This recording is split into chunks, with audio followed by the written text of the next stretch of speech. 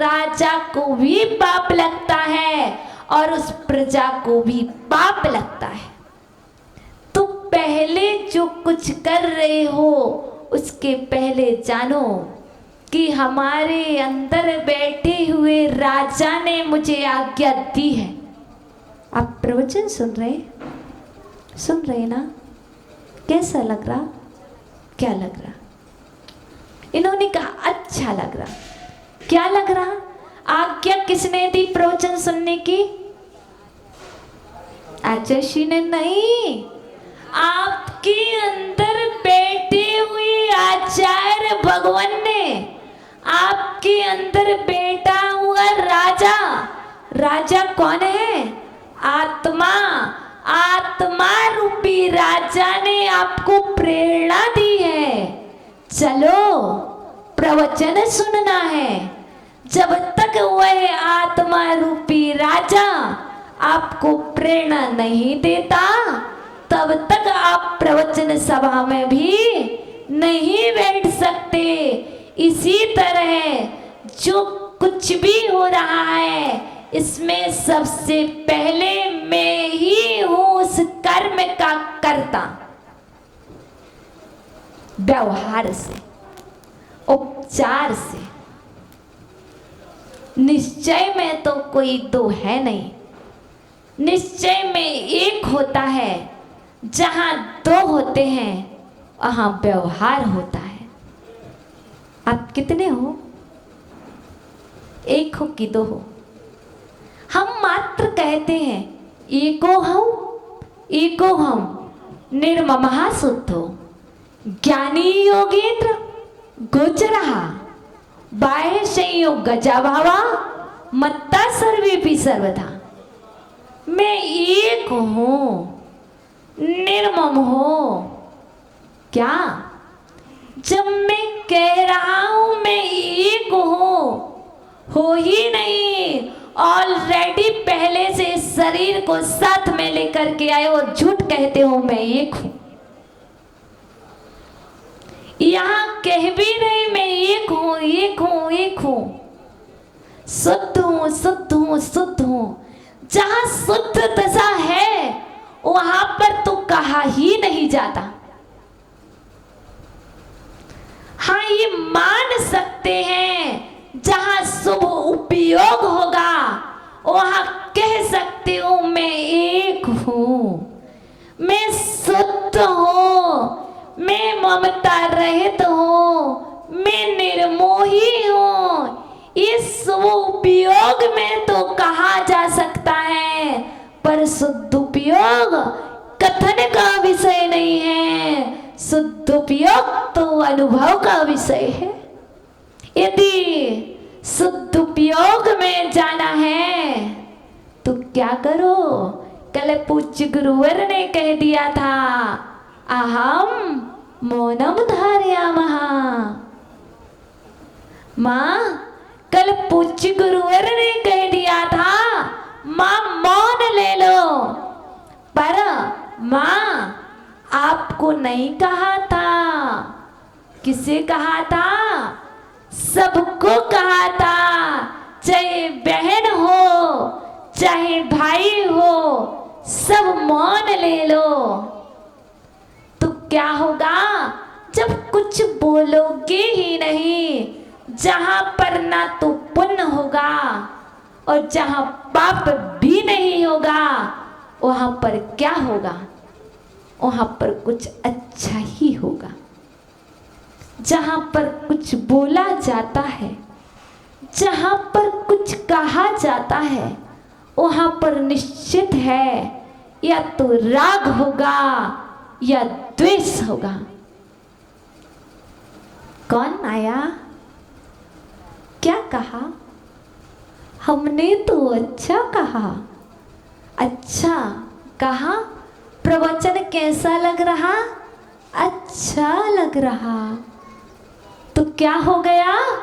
राग हो गया।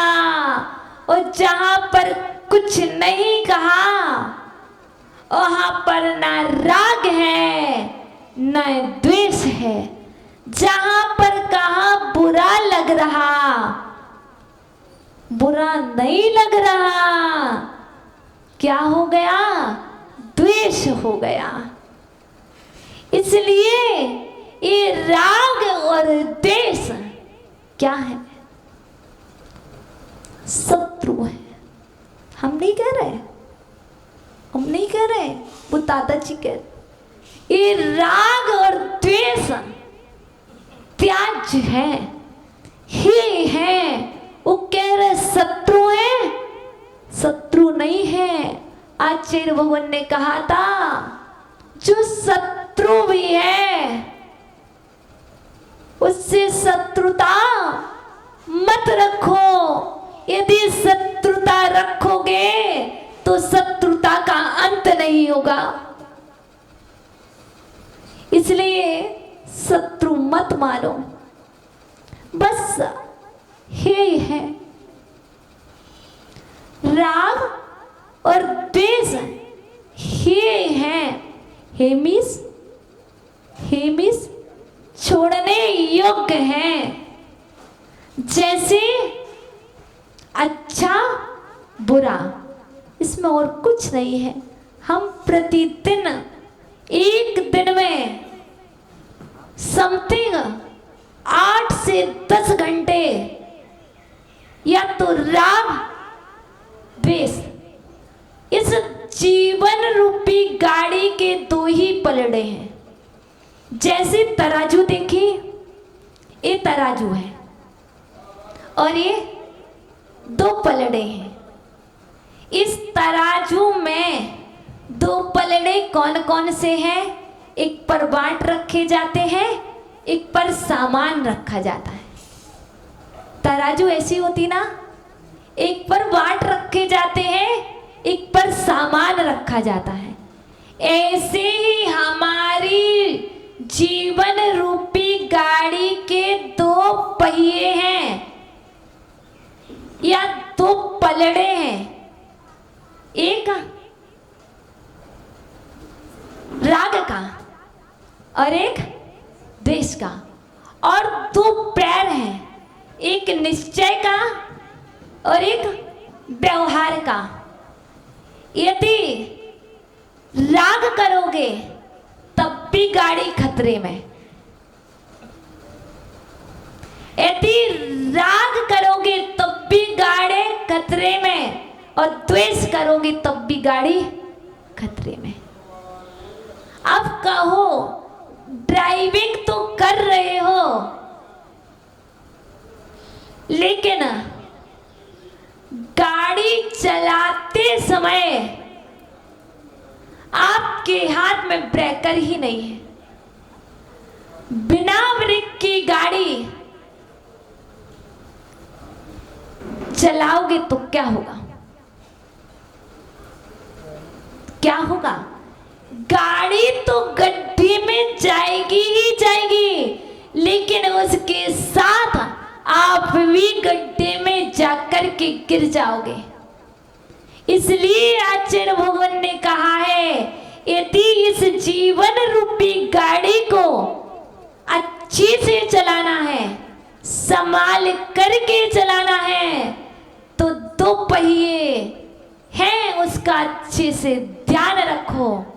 एक व्यवहार का पहिया, एक निश्चय का पहिया। जब घर से बाहर निकलो तो व्यवहार का पहिया लेकर के जाओ, देखते जाओ कि यहाँ से कोई गाड़ी तो नहीं आ रही, यहाँ से कोई आपत्ति तो नहीं आ रही। और जब इस घर से बाहर से अंदर जाओ, जब बाहर से अंदर जाओ तो निश्चय का पहिया ले लो। अर्थात इस बात को कहा है, जब बाहर में बोलना पड़े तो व्यवहार की ढाल लेकर के बोलना, और जब अंदर में जाना पड़े तो निश्चय की ढाल ले लो कि आत्मा अलग है और शरीर अलग है। इस निश्चय रूपी ढाल से छेनी से अलग अलग कर दो। कैसे? शरीर का कष्ट आत्मा का नहीं है और आत्मा का सुख शरीर का सुख नहीं है।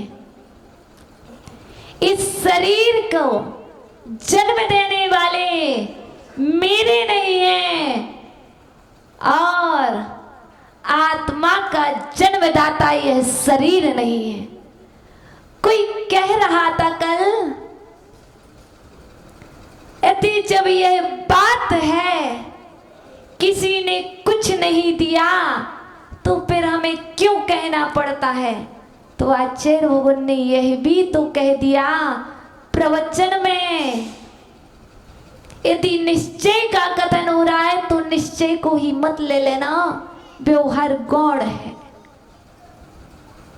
कहा जा रहा है कोई किसी का करता नहीं है और कोई किसी का डरता नहीं है, मैं तो अकर्ता ही हूं।